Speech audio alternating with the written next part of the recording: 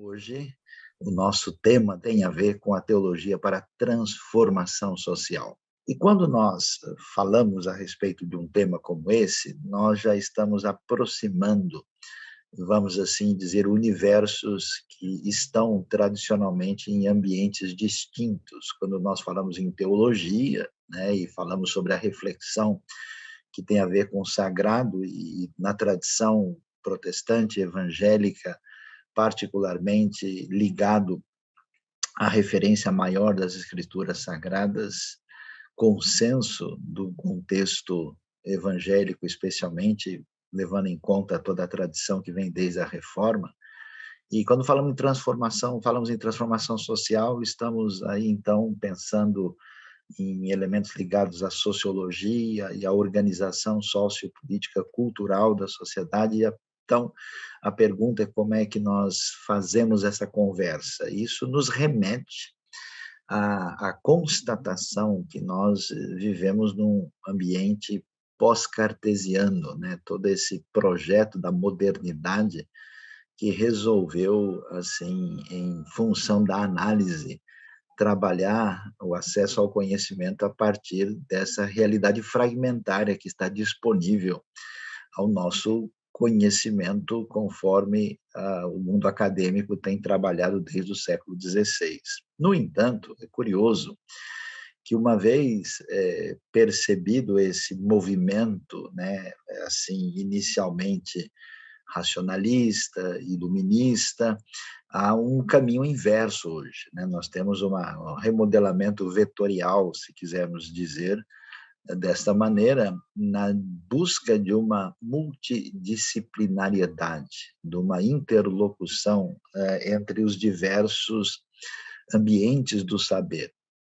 E é interessante que esse caminho ele encontra uma relação de sintonia com o universo bíblico, porque quando nós abrimos a Bíblia, a princípio, né, a nossa tradição está dizendo que nós estamos falando de um documento que diz respeito à experiência religiosa de um povo especificamente, mas ao lidar com o texto, nós vamos encontrar as diversas águas diversificadas que estão ali quase que numa multi-pororoca teológica e, ao mesmo tempo, social, com estrondos de diversos tipos, onde a sabedoria literária, os aspectos que dizem respeito à constituição da sociedade, a experiência com o sagrado, né? Você abre a Bíblia, você está diante do que a gente chama de Torá, né? Bereshit bara Elohim et hashamayim vet haaretz, está falando da lei de Deus, e quando você vai ver essa lei de Deus, ela começa com narrativas, né? Que lei é essa que começa com uma contação de histórias, né?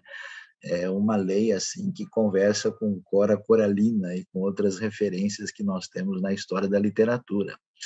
Então, é muito interessante que esse caminho de interlocução a respeito da sociedade passa por essa conexão que envolve a história do pensamento. Então, nós não podemos abrir mão de uma conversa com a filosofia, com as questões que são ligadas diretamente à sociedade, com a narrativa que se configura com um sabor especial no ambiente da literatura e com os desdobramentos que a experiência do sagrado, se a gente quiser falar de maneira fenomenológica, né, ou experiência de fé, como é que isso se desdobra. E é curioso observar o que nós vamos encontrar nas escrituras. E, em primeiro lugar, eu destacaria o que a gente pode chamar do pensamento propriamente de construção e organização da sociedade. A experiência de Israel no Antigo Testamento se dá num cenário quando a construção social no Antigo Oriente Próximo ela é marcada por uma série de disfunções sociais muito definidoras de uma sociedade ah, definida por uma série de circunstâncias problemáticas nas relações sociais. Nós temos ali pelo menos três eixos historicamente detectáveis: o Egito Antigo, o mundo da Mesopotâmia, com a Babilônia, a Síria, a antiga história dos acadianos, dos sumérios, o mundo dos hititas, e nessas grandes construções históricas, nós temos sociedades marcadas principalmente por um grande contingente de indivíduos dedicado à prática agrícola ou até mesmo atuando na construção de uma série de monumentos que deixaram a sua marca na história, mas com predomínio de escravidão, com predomínio de uma perspectiva, inclusive teológica e filosófica, de que o ser humano não tem dignidade per se, de modo que nós temos a construção da identidade de Israel, isso é muito curioso, pela revelação de um Deus que se manifesta como um Deus pessoal, como um Deus que estabelece uma relação de aliança e como um Deus que liberta o povo de uma condição de sujeição, de escravidão, que mostra esse caos social presente. E é interessante como é que essa palavra divina se manifesta na história de Israel. Chama a atenção que, apesar dos diversos códigos do mundo antigo, como as leis de Hammurabi, as leis de Eshnuna, as leis dos hititas, você não tem uma configuração ético-social tão bem elaborada e tão promissora como o antigo código hebraico. E isso que nós encontramos nas Escrituras está fundamentado numa visão de mundo que precisa ser devidamente compreendida. Eu acho que o primeiro elemento que merece destaque aqui é a concepção geral, né? A cosmovisão. Estudiosos alemães gostavam de falar do Weltanschauung, né? A maneira de entender a realidade que existe no pensamento bíblico. E essa cosmovisão é uma cosmovisão que apresenta uma atitude de protesto diante do mal. Por quê? Porque a ideia é que Deus havia criado o ser humano para uma relação de sintonia profunda com o Criador, e entre esses seres humanos e essa disfunção que aparece na narrativa da queda, ela marca muito bem a realidade de que a realidade não deveria ser assim, que esse não é o projeto inicial do Criador, ou seja, a presença do mal com os seus desdobramentos, eles são uma espécie de acidente de percurso. Portanto, o mal que se desdobra no mal social, ele é estranhado na revelação. Ele não se submete a uma espécie de fatalismo, a uma ideia popular que a gente poderia dizer, olha, pau que nasce torto, morre torto, que as coisas são assim mesmo. Existe um convite à ideia de transformação pelo fato de que, originalmente, as coisas não são assim, não eram assim, e que esse mal é estranhado, esse mal é confrontado, e existe uma cultura de esperança de que haverá uma transformação que acompanha o eixo teleológico da história para aquilo que significa um desfecho apocalíptico da vitória absoluta do bem contra o mal. E essa cultura de esperança, de transformação, ela marca o que a gente pode chamar o gênio judaico-cristão, de modo que essa revelação ela se desdobra com dois elementos que serão norteadores da sua caminhada, que é exatamente a ideia de amar a Deus sobre tudo, né, que é muito definido lá no Deuteronômio capítulo 6, o famoso Shema Israel, Adonai Eloheinu, Adonai Echad, né, com a sua diretriz, e naquilo que tem a ver com a responsabilidade de amar o próximo como a si mesmo. Então, essa ética social, ela é muito bem definida dentro dessas diretrizes que acompanham o ambiente do Israel antigo, dentro de um contexto. Algumas das leis, para serem entendidas, precisa-se compreender o cenário no qual elas estão inseridas, mas fica bem definido no mundo de opressão, no mundo de injustiça, no mundo completamente distoante da boa convivência entre os seres humanos, essa luz ético-social aparece, e aparece não só como um clamor de justiça, não só como uma proposta de justiça equitativa e retributiva, mas como um elemento extraordinariamente significativo, que é um convite à proteção dos desfavorecidos. Se alguém, de alguma maneira, está prejudicado porque ele é órfão, ele é viúva, ele é estrangeiro, ele é um imigrante, ele pertence a um outro povo, não oprimam o estrangeiro, porque vocês foram estrangeiros na terra do Egito. Esses elementos, eles são trabalhados de maneira a construir uma proposta de atenção especial a quem está debaixo de algum tipo de sofrimento, opressão, situação desfavorável na construção de um mundo melhor. Até hoje a tradição judaica ah, trabalha muito com um conceito, né? Esses dias eu visitei o Hospital Albert Einstein em São Paulo e lá estava lá a expressão, né, muito nítida, Tikkun Olam, né, levantar o mundo, fazer do mundo um lugar melhor. Isso é tão surpreendente que quando nós chegamos, por exemplo, ao livro dos Salmos, e vamos ver dois salmos salomônicos, e um deles que merece um destaque é o Salmo 72, a gente vai perguntar e vai estranhar, né, por que um rei, ainda mais um rei como Salomão, precisa de oração.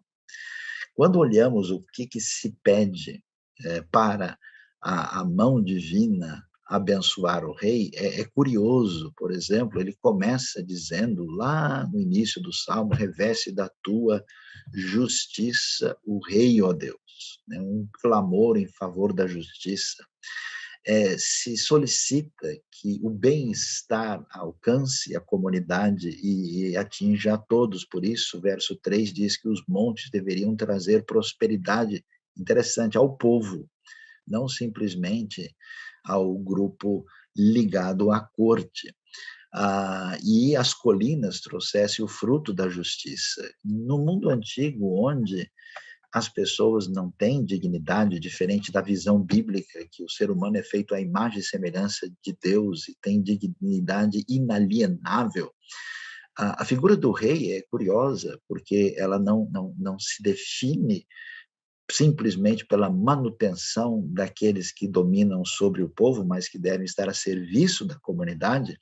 O verso 4 surpreende muito, porque defenda ele os oprimidos entre o povo, liberte os filhos dos pobres, esmague ele o opressor. Quem jamais imaginaria isso no mundo antigo? Imagine só um faraó dizendo uma coisa dessas. Isso é absolutamente único e singular. E essa perspectiva de atender a necessidade dos fragilizados está em sintonia com a necessidade da retidão diante dos princípios do eterno. Por isso, floresçam os justos nos dias do rei, verso 7. E a expectativa é que essa justiça amiga da misericórdia, esse tzedakah, aliada com o hesed bíblico, que isso venha a triunfar. Esse é o sentido do reino divino, né? Tanto é que se pede que esse governo do rei seja um governo de mar a mar, né? Essa caminhada, ela se desdobra na expectativa messiânica para que a sociedade devidamente trabalhada, ela se organize de maneira promissora e favorável. Então, esse tipo de pensamento, ele se desdobra de uma maneira onde se reconhece que é preciso construir elementos dentro do ambiente social onde essa realidade da justiça, do bem-estar comum, estejam presentes, inclusive como socorro aos fragilizados. Esse equilíbrio é absolutamente interessante, extraordinário, e é curioso como no Israel antigo, a partir de Deuteronômio 17, a gente tem até um elemento curioso, que é a limitação do poder do rei. Então, você tem, na verdade, o que nós podemos chamar de uma pré-democracia hebraica, no sentido em que o rei deve satisfação à Constituição de Israel, que é a lei, uma espécie de teologia política na construção de um ambiente que permite transformação social. Mas a gente sabe que essa construção, ela se dá através do exercício poderoso do imaginário. E aí o pensamento bíblico, mais uma vez, ele triunfa com um elemento estético singular. E aí eu gostaria de chamar a atenção para darmos uma passeada pelo livro de Ruth. É interessante, porque ali nós vemos o elemento que marca a fragilidade social e aquilo que pode ser um ambiente até de uma construção de uma narrativa existencialista sem esperança.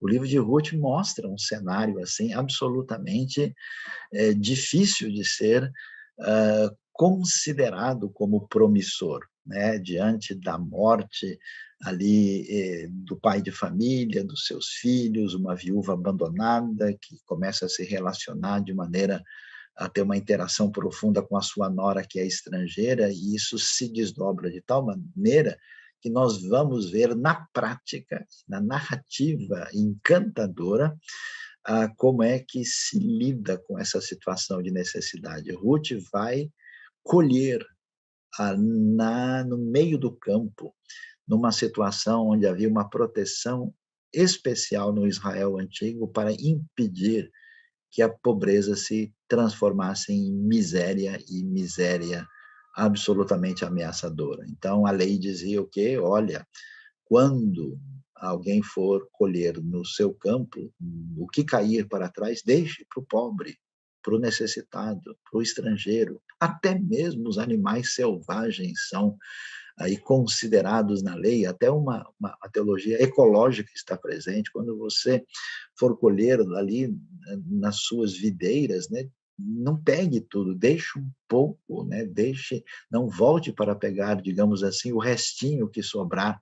Então, essa consciência de proteção, a maneira como a lei do levirato, que envolvia uma proteção para a viúva, e o desdobramento da propriedade, quer dizer, todos esses elementos estão ali e a história é construída com maestria literária e traz para a gente, no meio da escuridão daquela experiência difícil, uma proposta extraordinária de superação a partir de uma experiência de fé profunda, de uma relação de sintonia entre a nora e a sogra e a providência divina, construindo um elemento extraordinário que é a construção da história da dinastia davídica a partir de tragédias pessoais profundas que são superadas de maneira surpreendente. Isso é importante por quê? Porque quando a gente pensa hoje em sociedade, nessa sociedade nossa que hoje pratica, né, o que a gente pode chamar às vezes de repressão do sagrado, né? Ou como gostava de dizer o Viktor Frankl, a repressão do inconsciente transcendental, né? Esse pensamento pequeno, essa falta de capacidade de interlocução de elementos diferentes, a gente não tem condição de construir de maneira efetiva.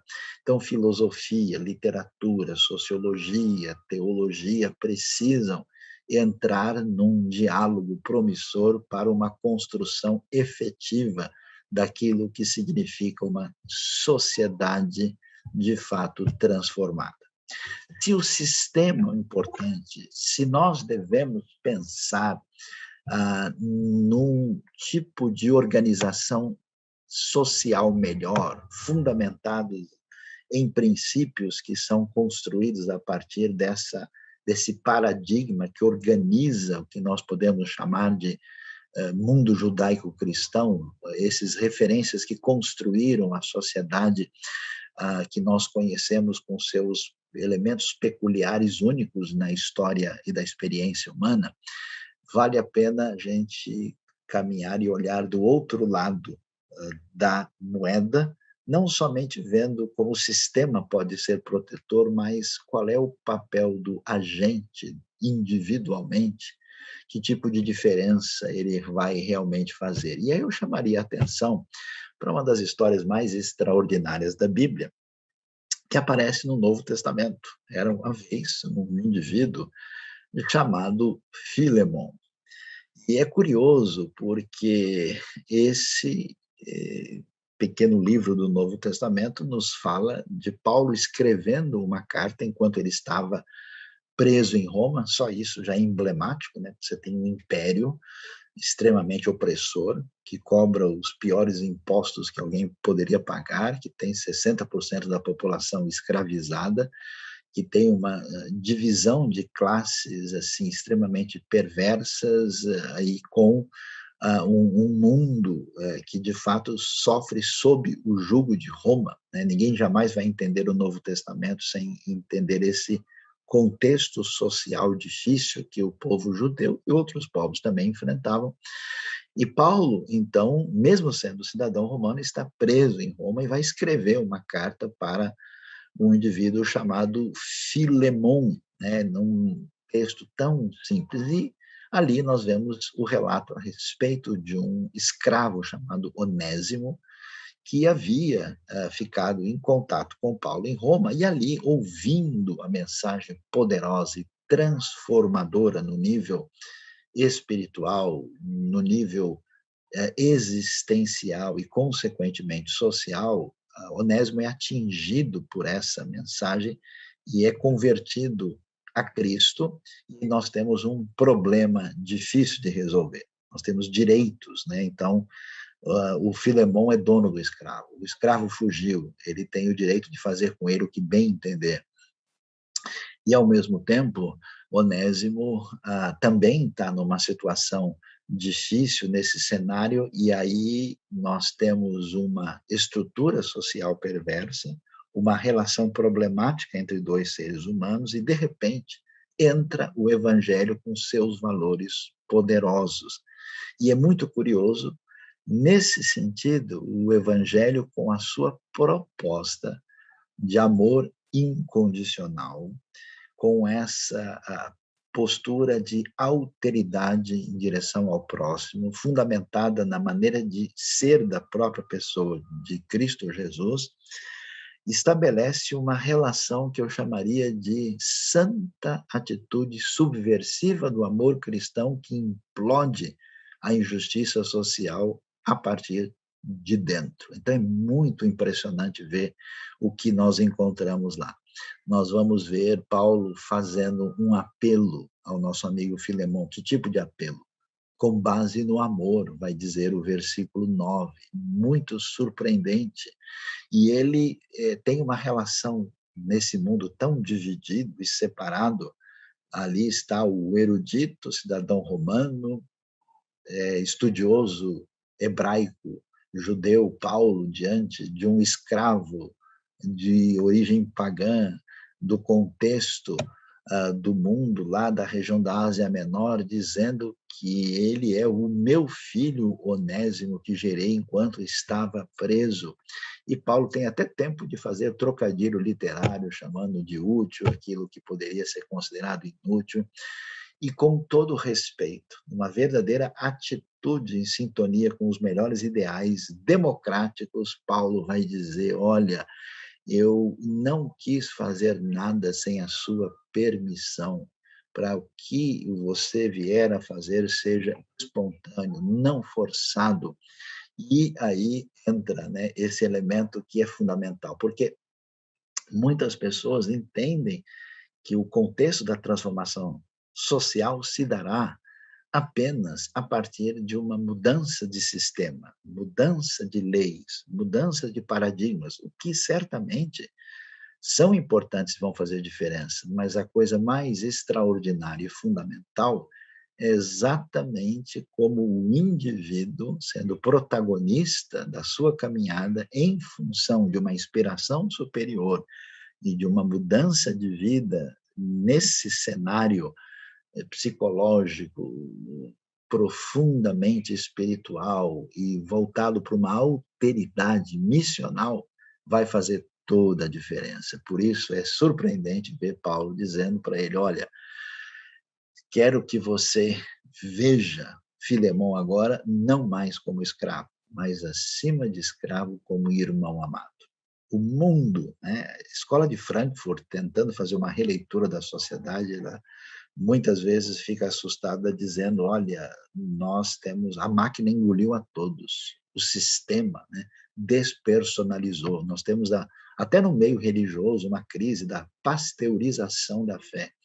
tudo virou, né, elemento que faz parte de uma roda que gira com o seu vazio, sem elemento significativo que traz esse mal-estar da civilização que é sentido hoje.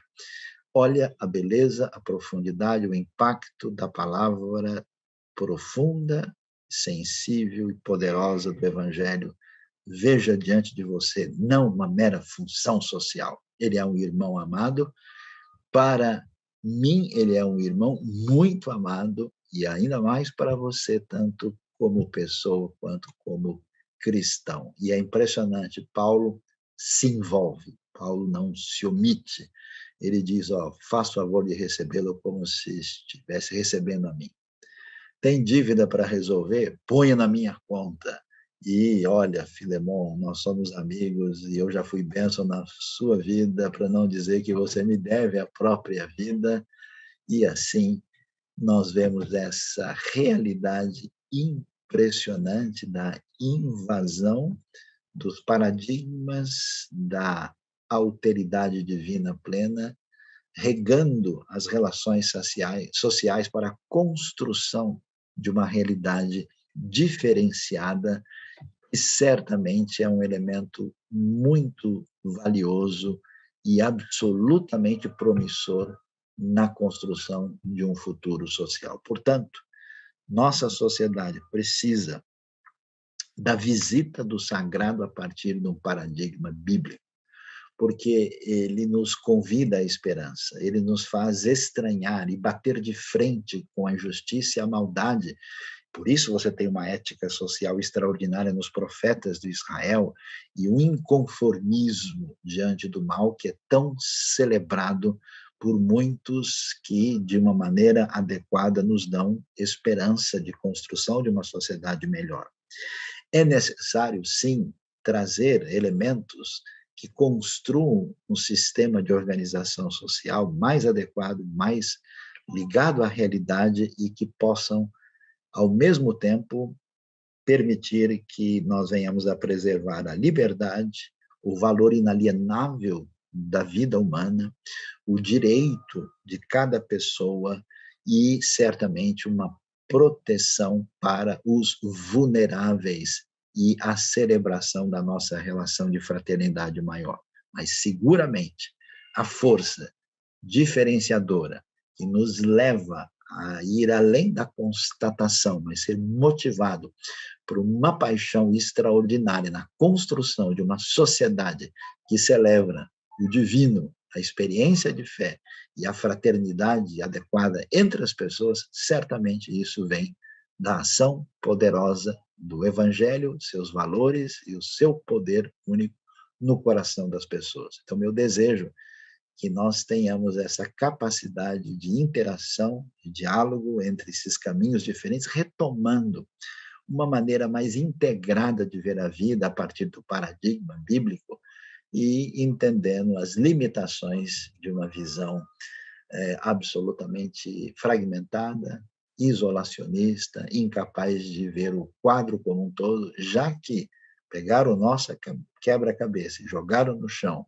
e nós estamos com as peças separadas, que Deus nos ajude a montar, porque esse quadro final devidamente elaborado certamente será uma bela visão que nos inspirará para prosseguirmos de maneira promissora.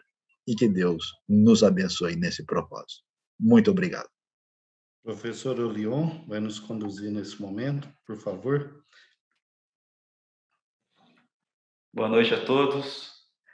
Eu saúdo a nossa mesa virtual, na pessoa do Dr. Carlos Raciel Mendes, nosso reitor.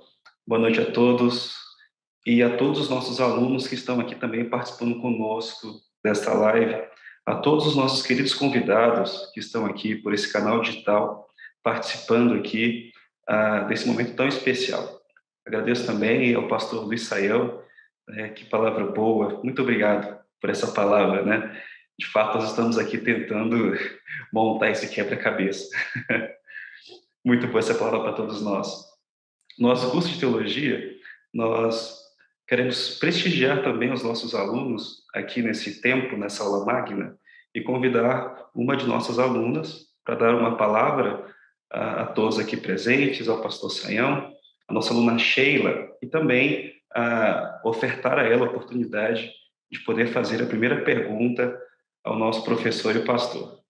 Então, com a palavra, nossa aluna Sheila Maia. Boa noite a todos. Obrigada, né, por essa oportunidade. Na primeira live que a gente teve, no curso de teologia, eu fiquei muito feliz, muito empolgada, acho que todo mundo viu, né? Porque é um curso que eu sonhei muito em fazer, e Deus deu a oportunidade de fazer na União Evangélica, né, que para a minha família é, assim, a nossa casa.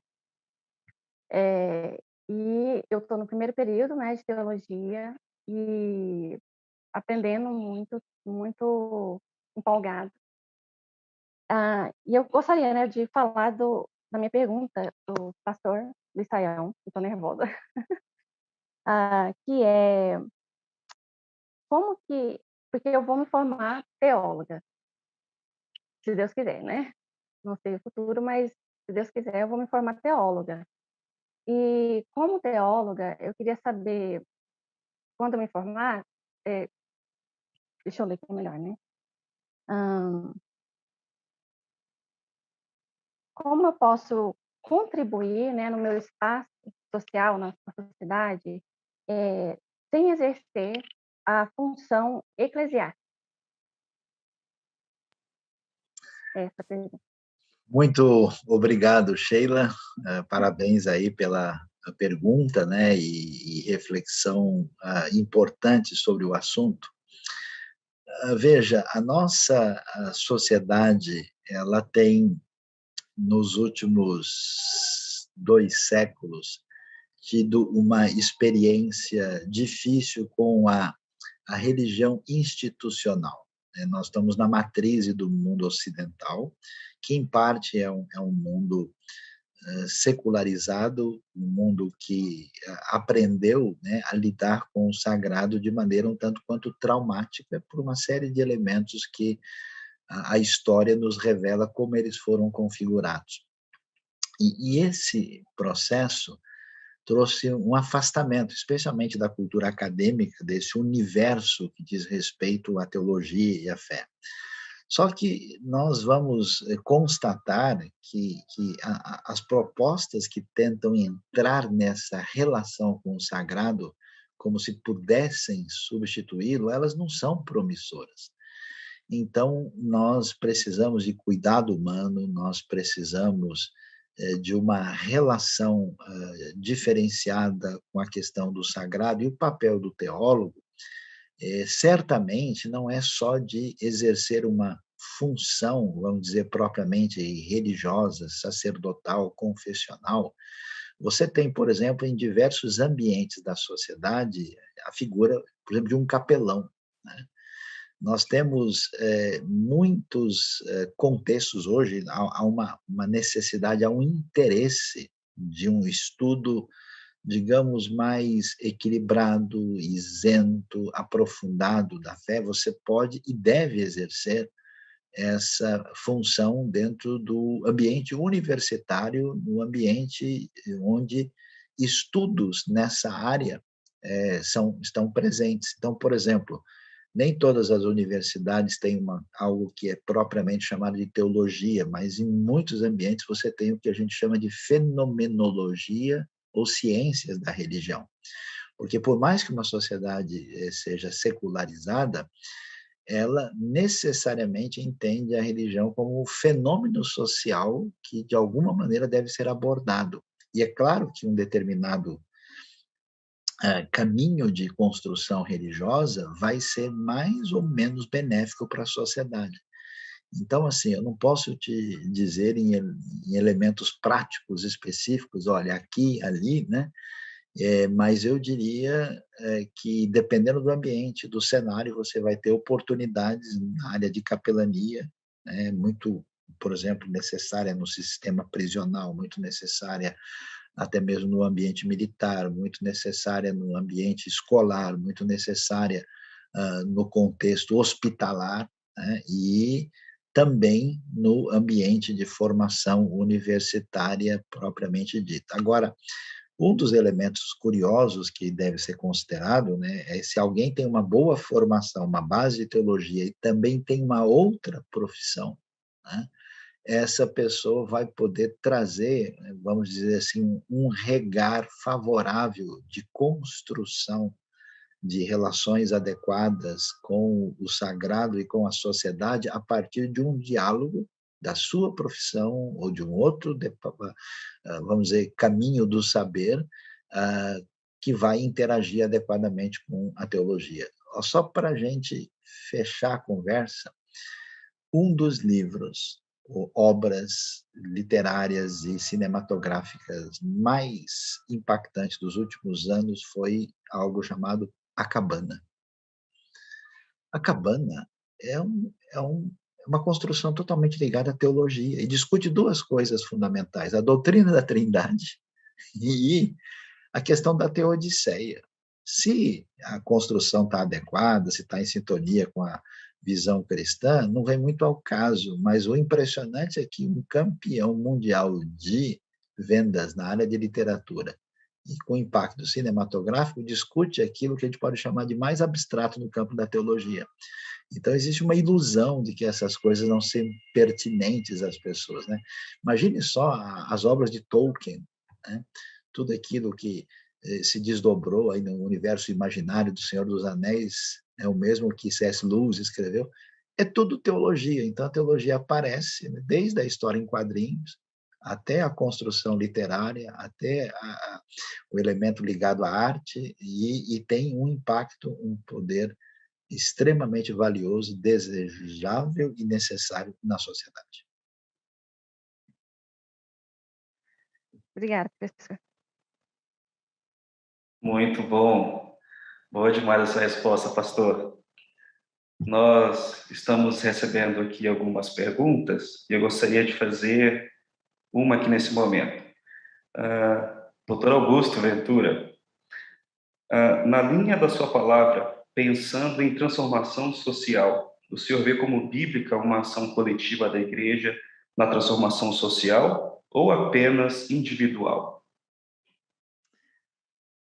A questão ela é, vamos dizer, um tanto quanto mais complexa quando a gente fala do que significa uma transformação coletiva, né? E do que a gente está falando adequadamente. E aí nós temos uma tensão, que é uma tensão que está presente hoje no nosso cenário, que é o papel, né, do cristão diante do Estado, as relações entre fé e política.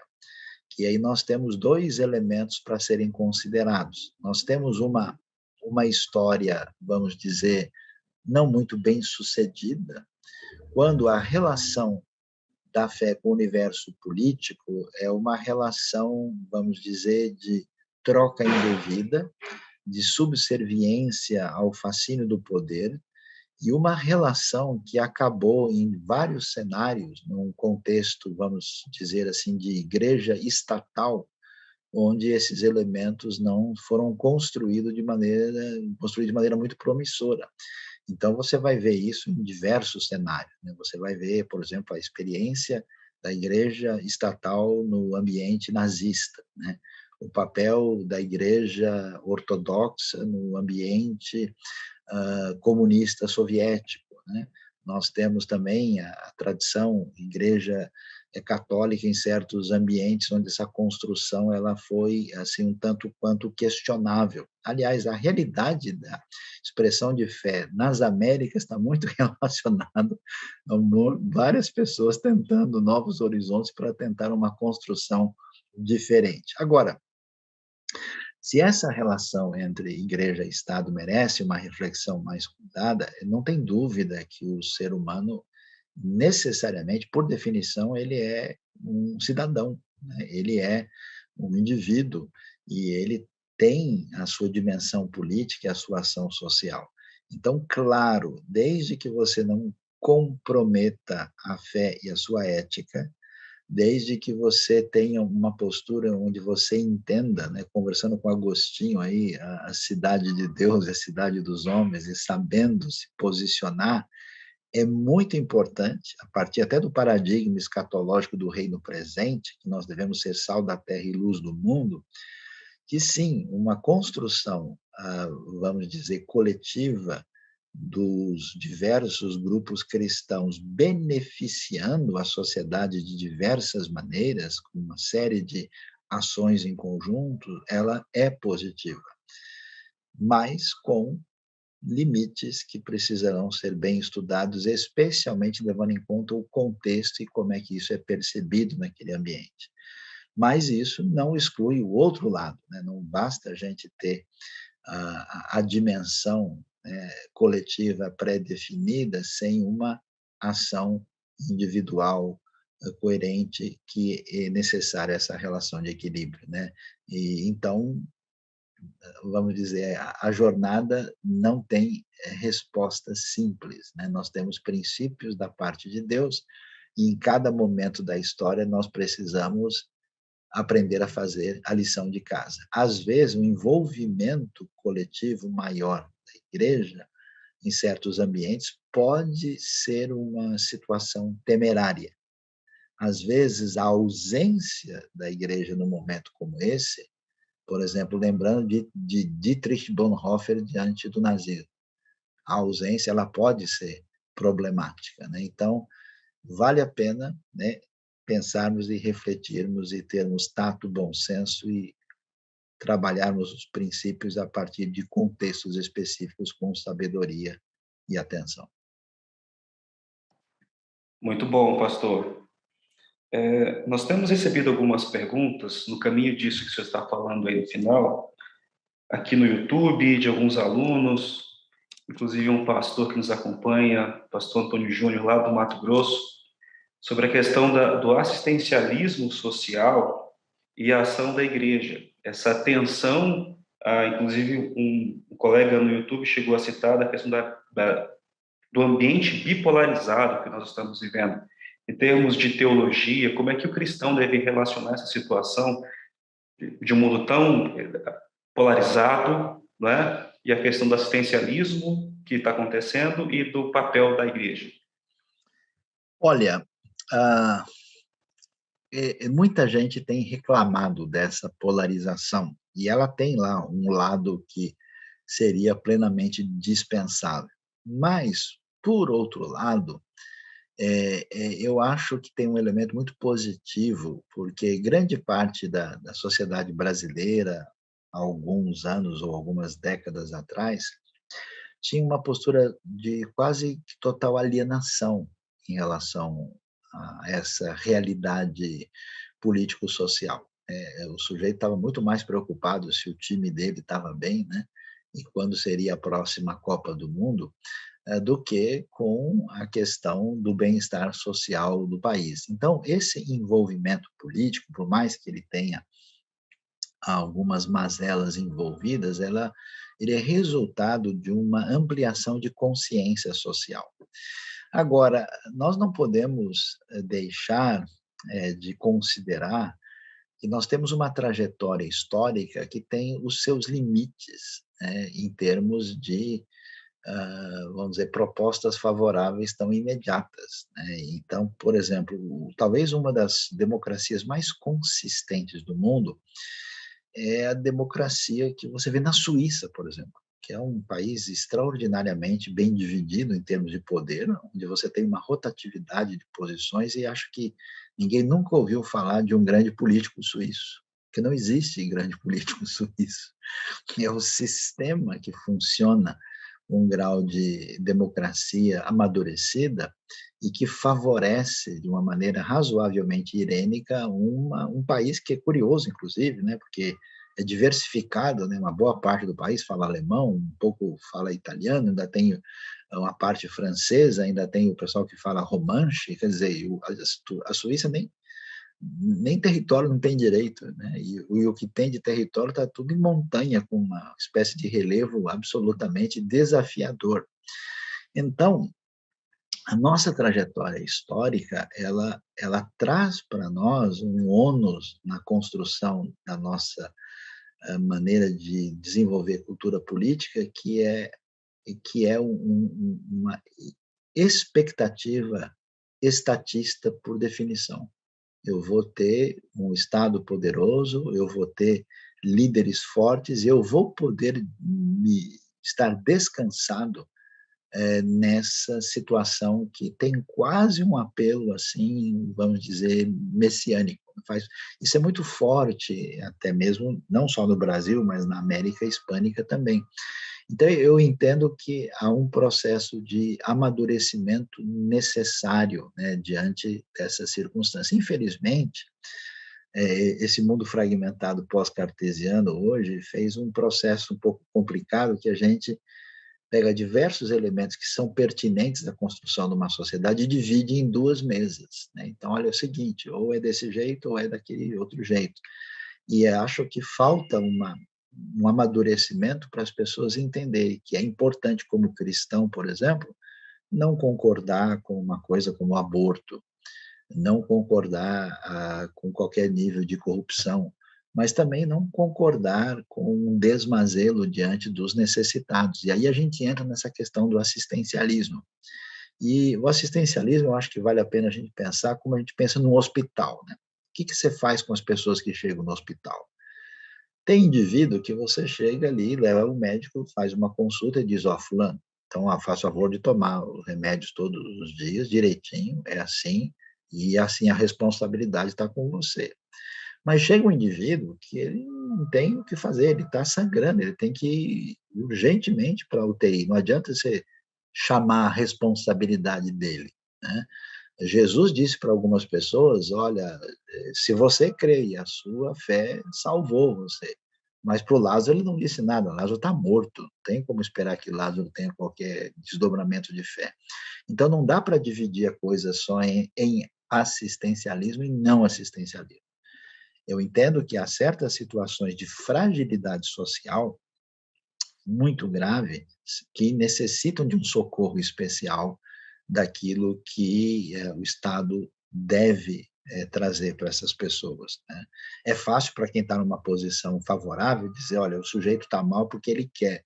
Nem sempre é assim. Então, um pouco de tato e bom senso é necessário ter uma atitude equilibrada. Mas o que não se pode fazer é usar essa situação como moeda de troca política, né, que é a indústria, né, do vitimismo, quando você diz para o sujeito o tempo todo, você está ruim, então vai ter alguém que vai dar tudo e você não se espera nenhuma caminhada promissora da sua parte. Então, tem que haver um projeto onde você espere que essas pessoas venham a caminhar num sentido de se emanciparem, né, atingir vamos dizer, uma maioridade em termos de cidadania, e não imaginando que os nossos problemas sempre estarão nas mãos de outras pessoas, um amadurecimento. Nós temos alguns exemplos de social-democracia na Europa, por exemplo, que merecem atenção. Você tem alguns países europeus que há 100, 150 anos atrás tinham 16, 18 horas de trabalho, né? Você tem uma situação de injustiça e que muitas dessas coisas foram retrabalhadas e reorganizadas, chegando a um nível de amadurecimento maior da sociedade. Eu aconselho até dar uma olhada num filme interessantíssimo chamado Tanz. É a história de um padre na Bélgica, né, na Bélgica de fala flamenga, né, e é muito interessante porque ele vê a situação das crianças sendo assim muito maltratadas no começo da Revolução Industrial. E aí surge o pessoal de perspectiva comunista que fica revoltado com ele porque ele está tentando ajudar as crianças, mas não faz parte da proposta ideológica apresentada. Do outro lado, ele procura ajuda da igreja e a igreja também não ajuda. E aí ele fica nesses dois universos que existem, vamos dizer assim, para belga ver, né? E, na prática, ele inicia um projeto para fazer diferença. A gente não pode deixar de lado o fato de que a tradição reformada, né, os estudiosos que pensaram a sociedade, entre eles gente como Abraham Kuyper, por exemplo, ou a tradição wesleyana no cuidado social, tem muito a nos ajudar a refletir para que isso seja feito de uma maneira adequada dentro da nossa sociedade, sem uma rejeição daqueles que sofrem de uma maneira desmedida, estão em desvantagem muito grande, e sem esse cuidado, que eu acho que a gente percebe isso até na lei do Antigo Testamento, e ao mesmo tempo sem criar uma atitude onde a pessoa não recupere o que há de mais importante e valioso, que é a sua autoestima, a sua redefinição em função da relação com Deus e com o próximo, que o ajude a construir o futuro de maneira muito mais adequada e promissora. Boa.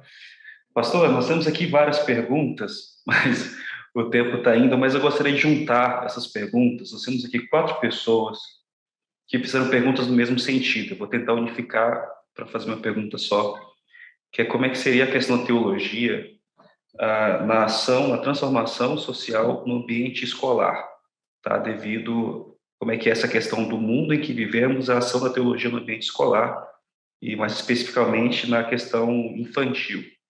Uma outra pergunta que surgiu aqui, talvez dê para encaminhar junto, no caminho da teologia, como é que relaciona a experiência espiritual com a questão racional? Tá? Essas são as 2 perguntas aqui para a gente caminhar. Então, a relação da teologia com o ambiente, vamos dizer, escolar, né? Nós temos coisas muito curiosas assim na nossa realidade. Você vai para um país como, por exemplo, a Alemanha, né?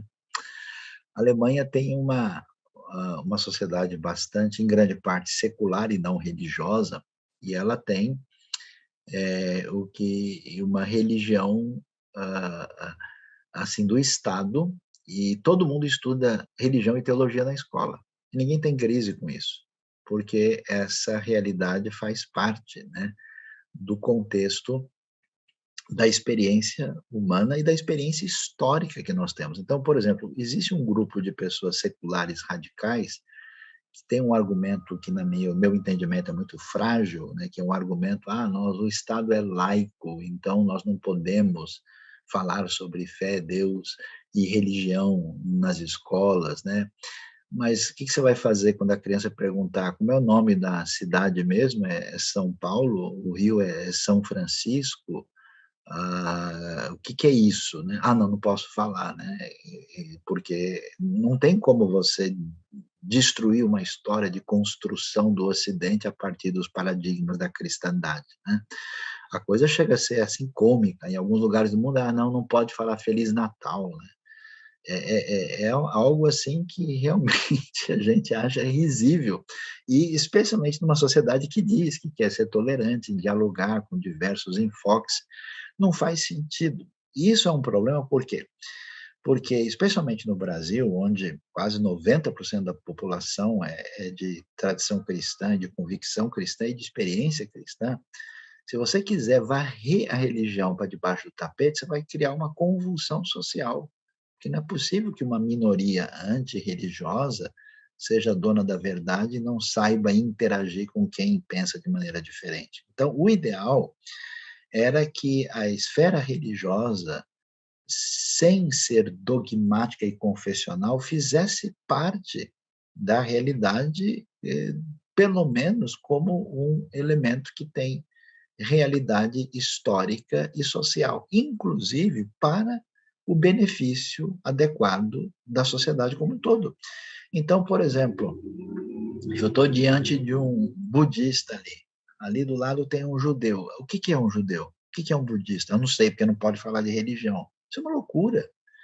Essa ignorância, essa falta de conhecimento é que vai favorecer preconceitos e a maneira inadequada de interação. Então, era importante que, no cenário da sociedade, a gente aprendesse a enxergar, olha, pessoal, existe uma tradição monoteísta, existe uma tradição politeísta, o ponto de partida desses é esse, os documentos sagrados são aqueles, e assim por diante. Agora, se uma boa parte das escolas na esfera pública, ela acaba redimensionando a experiência pedagógica a uma perspectiva limitada, que não consegue interagir, com certeza, com o tempo, essa perspectiva vai entrar em falência.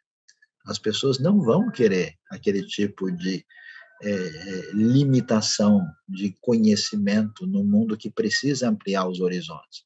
Então, vai acontecer o quê? Vai, ao começar a haver uma série de iniciativas particulares para que a qualidade de ensino seja mais promissora e seja ampla. Algumas dessas iniciativas serão boas e promissoras, talvez outras, por falta de estrutura, nem sempre vão conseguir chegar lá. Então, o ideal é que as pessoas aprendessem a conversar e os elementos peculiares, particulares de um grupo específico que acha A, B ou C, isso não pode ser trazido para o ambiente escolar. Então, se alguém tem uma ideologia, uma perspectiva muito... não é possível, por exemplo, numa escola pública, alguém chega lá e diz, olha, agora eu vou ensinar para vocês como é que a gente deve ser adventista ou batista. Não, claro que isso não é pertinente, mas a pessoa tem todo o direito, né, de saber a respeito da teologia, da experiência, da história, e ter um conhecimento e saber a função social da experiência de fé e na construção da sociedade de uma maneira sóbria e absolutamente promissora para a experiência democrática. Agora, como é que a gente lida com a questão de razão e fé, razão e espiritualidade? Bom, eu vou sugerir, já que nós estamos no ambiente universitário, que o caminho mais adequado é através da própria razão. Porque quando você estuda a história da filosofia, o que a gente percebe, né? O que a gente vê? Terminada aquela proposta metafísica da Idade Média, você chega na Idade Moderna, aí o problema metafísico é colocado de lado, e depois de Descartes, a discussão é o que é a teoria do conhecimento. A gente tem essa proposta gnoseológica para dizer, escuta, como é que a gente pode ter certeza que o nosso conhecimento, de fato, tem fundamento, ele é fidedigno, e como é que eu posso ter a certeza? Né? Então, essa questão se desdobra e constrói a filosofia europeia moderna. Só que depois de um tempo, o pessoal começa a olhar e diz, espera aí, olha, a razão, e até a razão mais experiência, que vai se desdobrar no Aufklärung, no iluminismo, olha, esse pessoal não está com essa bola toda, não. Aí vai surgir gente como Nietzsche, né? Vai surgir gente no âmbito do pensamento voluntarista, vai surgir a psicanálise e seus desdobramentos, dizendo, peraí, pessoal, olha, a razão, ela consegue lidar com a realidade, mas o real não corresponde ao racional. A realidade ultrapassa esse elemento. Então, você tem o nascimento, por exemplo, do pensamento existencialista, que quer se libertar das amarras da razão. E, nesse sentido, ele está dizendo, ó, antes de discutir a essência, a gente precisa saber a razão de ser da vida, precisa discutir a existência. E você vê, por exemplo, a ruptura, né, a reclamação de Kierkegaard contra o pensamento de Hegel, né, muito racional, muito historicista. Ele dá uns gritos altos ali contra Hegel, né, e todo o desdobramento do pensamento dele. E aí você vê surgir o pensamento predominante do mundo contemporâneo na vida de um indivíduo que é profundamente teólogo, que é exatamente Kierkegaard, que teve uma vida curta de 1813 a 1855, nos seus 42 anos, e que escreveu Temor e Tremor, Cristianismo e Angústia, e descreve a experiência humana em função da solitude, da angústia, do desespero, da experiência existencial e a relação com o sagrado. Quer dizer, a própria filosofia cansou e disse, pessoal, andamos tanto só com a razão e agora a gente está aqui na ressaca do racionalismo que prometeu tanta coisa, mas não conseguiu trazer todas as respostas. Então, esse caminho de desdobramento para elementos que a gente chama de categoria, que vão além da razão, marca a teologia e marca a filosofia contemporânea. Então, o próprio caminho vai dizer, olha, pessoal, existe um elemento que vai muito além disso. Por exemplo, no século XIX, você pensava em religião como anomalia, né? A ideia de Freud, de Ludwig Feuerbach, a ideia de Marx. Quando você chega no século XX, você lê, por exemplo, Das Heilige, o Sagrado de Rudolf Otto. Você lê Mircea Eliade. Não, peraí, nós estamos em outra realidade. Então, pessoal, vamos sair do século XIX. A experiência humana envolve a razão, e essa razão ela pode fazer um dueto com a fé. Aí um fica no baixo, o outro no soprano, mas que a música sai bonita, sai. Então, essa relação precisa aprender a ser reconstruída, e acho que é um exercício que precisa de uma atualização do sistema à luz do entendimento do que significa o papel da razão e da fé na sua experiência, inclusive multidisciplinar, do conhecimento humano. Veja que até você pegava alguns intelectuais do passado e eles tinham uma relação de distanciamento com a fé total, né? Você vê um sujeito falando sobre religião, é como eu vi um esquimó comentando o final da Copa do Mundo entre Brasil e Argentina, né? Não tinha qualquer relação de pertinência.